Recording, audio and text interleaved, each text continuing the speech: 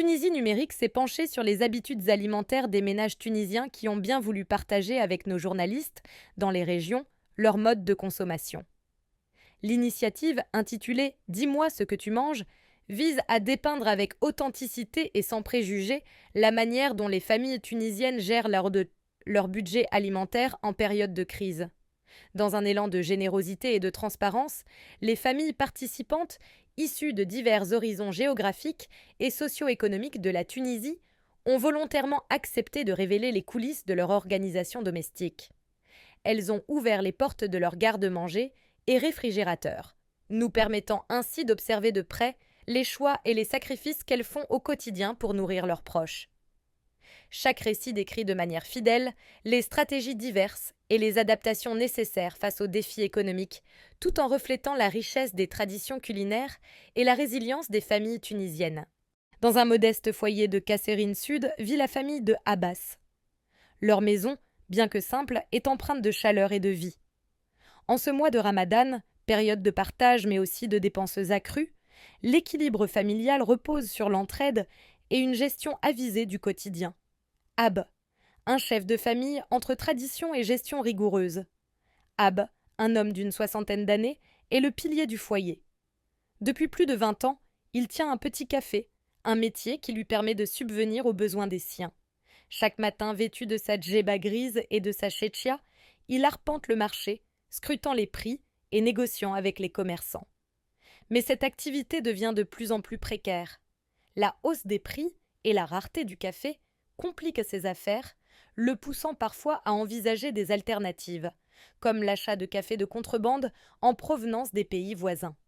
Ramadan, la nécessité d'une gestion astucieuse des dépenses. Pour faire face aux exigences du mois sacré, Abbès adopte une organisation méthodique. Chaque jour, achat de légumes et fruits frais au marché municipal. Chaque semaine, approvisionnement en viande et poissons au marché central.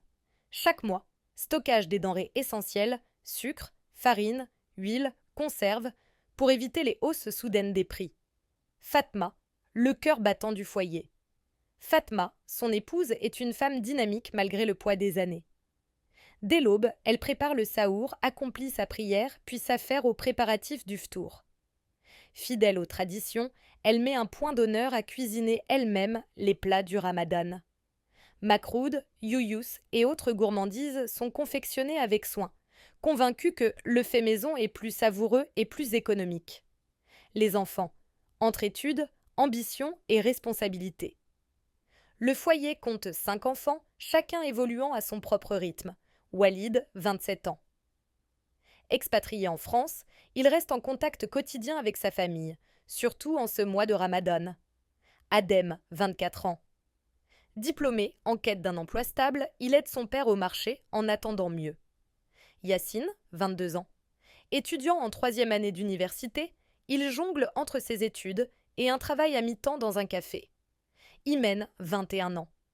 Future comptable, elle épaule sa mère tout en poursuivant ses études. Hamza, 15 ans. Lycéen, il partage son temps entre les cours et l'ambiance familiale du Ramadan.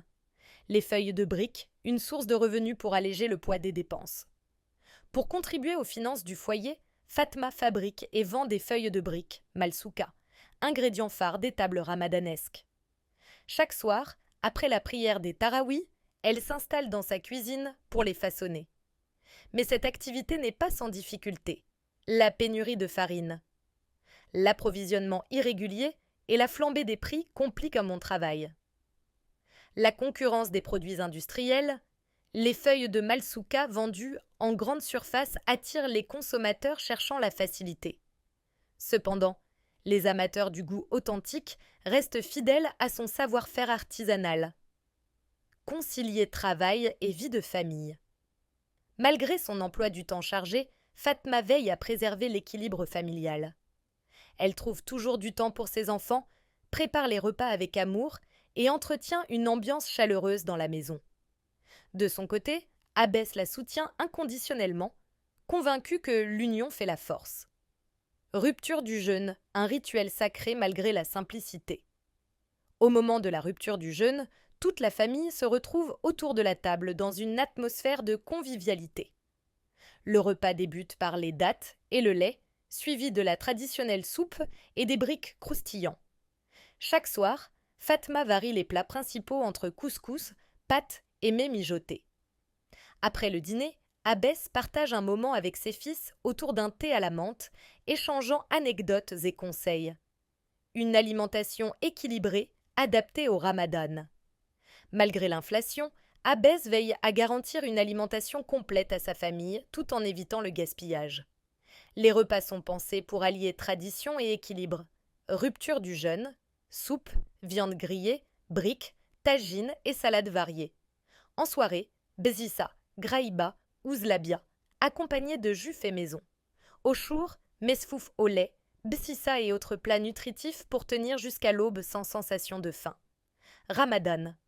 Un mois de défis, mais aussi de bénédictions.